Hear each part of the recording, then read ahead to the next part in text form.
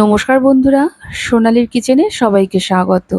আজকের রেসিপি নিরামিষ আলু কাঁকরোলের তরকারি। আসুন দেখে নেওয়া যাক কিভাবে বানাবো। এখানে নিয়ে নিয়েছি 4টে কাঁকরোল। কাটার আগে কয়েকবার ভালো করে ধুয়ে নিয়েছি। তারপর এগুলোকে কেটে আরেকবার ধুয়ে নিয়ে জল ঝরিয়ে রেখেছি। আর নিয়ে নিয়েছি 3টে আলু, ঠিক এরকম ডুমো ডুমো করে কেটে নিয়েছি। এবার চলে এলাম রান্নায়। প্রথমে আমরা ভাজা মশলা বানিয়ে নেবো। এর জন্য একটা শুকনো লঙ্কাকে প্রথমে একটু দিয়ে নেড়েচেড়ে নেওয়ার পর এতে দিয়ে দিলাম 1 চা চামচ গোটা ধনে। ধনেটা দিয়ে একটু নেড়েচেড়ে নেবো। তারপর এতে দিয়ে দেবো 1 চা চামচ গোটা জিরে, 1 চা চামচ মৌরি।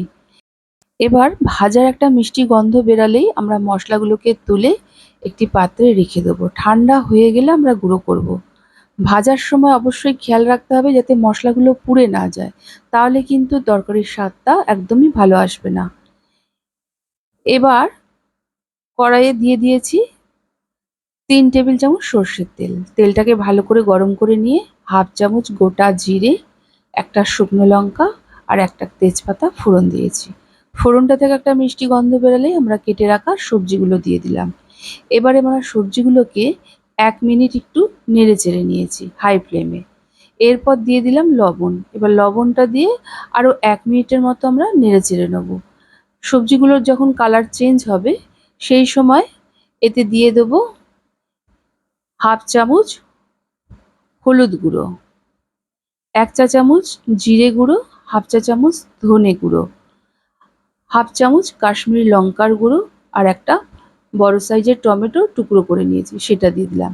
সামান্য একটু জল দিয়ে মশলাটাকে আমরা কষিয়ে নেব, যাতে মশলাটা কষানোর সময় পুড়ে না যায়। গ্যাসের ফ্লেমটিকে মিডিয়ামে রেখে মশলাটাকে আমরা ভালো করে কষিয়ে নেব।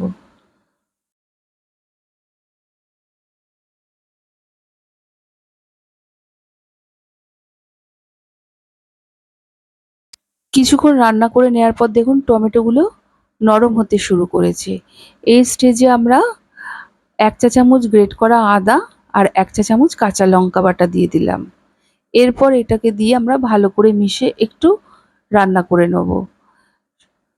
নিরামিষ তরকারিতে ঠিক এই রকম স্টেজে আদা বাটাটা দিয়ে দেখবেন এর স্বাদ কিন্তু অসম্ভব ভালো হয়ে ওঠে। কিছুক্ষণ রান্না করে নেওয়ার পর এতে দিয়ে দিলাম যে ভাজা মশলাটা বানিয়েছি তার থেকে 1 চা চামচ ভাজা মশলা। এবার ভালো করে মিশিয়ে আরও কয়েক সেকেন্ডের মতো আমরা একটু নেড়ে চেড়ে নেব। তারপর এতে দিয়ে দেবো পরিমাণ মতো জল। এখানে আমি 1 গ্লাস জল দিয়েছি। এবার ভালো করে মিশিয়ে নেব।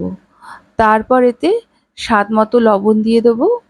আর যে শুকনো লঙ্কাটা আমরা রান্না করার সময় তুলে রেখেছিলাম সেই শুকনো লঙ্কাটা দিয়ে দেবো। ঝোলটা যখন ভালো করে ফুটে উঠবে তখন গ্যাসের ফ্লেমটিকে মিডিয়ামে রেখে এটাকে আমরা ঢেকে রান্না হতে দেবো। যারা আমার ভিডিও প্রথম দেখছেন সেই নতুন বন্ধুদের কাছে অনুরোধ রইল, আমার রেসিপি যদি ভালো লেগে থাকে প্লিজ আমার চ্যানেলটিকে সাবস্ক্রাইব করে পাশে থাকা বেল আইকনটি অবশ্যই প্রেস করবেন। এতে আমি যাই রেসিপি আপলোড করি না কেন নোটিফিকেশন সবার প্রথম আপনার কাছে গিয়ে পৌঁছাবে। ঢাকা দিয়ে আরও 10 মিনিটের মতো আমরা রান্না হতে দিয়েছি। এখন 10 মিনিট পর দেখাচ্ছি, দেখুন ঝোলটা অনেকটাই শুকিয়ে গেছে আর সমস্ত সবজি কিন্তু ভালোভাবে সেদ্ধ হয়ে গেছে। এখন এতে দিয়ে দেবো যে ভাজা মশলাটা আমরা বানিয়েছিলাম সেই ভাজা মশলাটা 1 চা চামচ আর সামান্য একটু চিনি দিয়ে দেবো। নিরামিষ তরকারিতে চিনিটা কিন্তু অবশ্যই দেবেন, এতে স্বাদটা কিন্তু অসম্ভব ভালো হয়ে উঠবে। সমস্ত কিছু দিয়ে ভালো করে মিশিয়ে নেব। তারপর ঠিক নামানোর আগে 1 চা চামচ ঘি দিয়ে দেবো।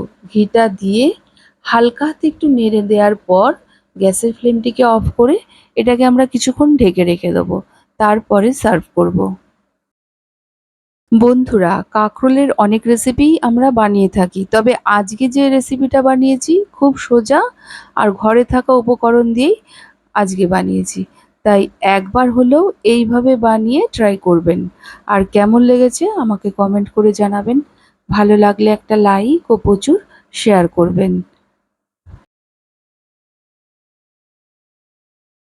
আর নিরামিষ দিনে এইরকম একটি পদ থাকলে দেখবেন যারা নিরামিষ খেতে একদম পারেন না তারাও কিন্তু তৃপ্তি করে খেয়ে নিচ্ছে।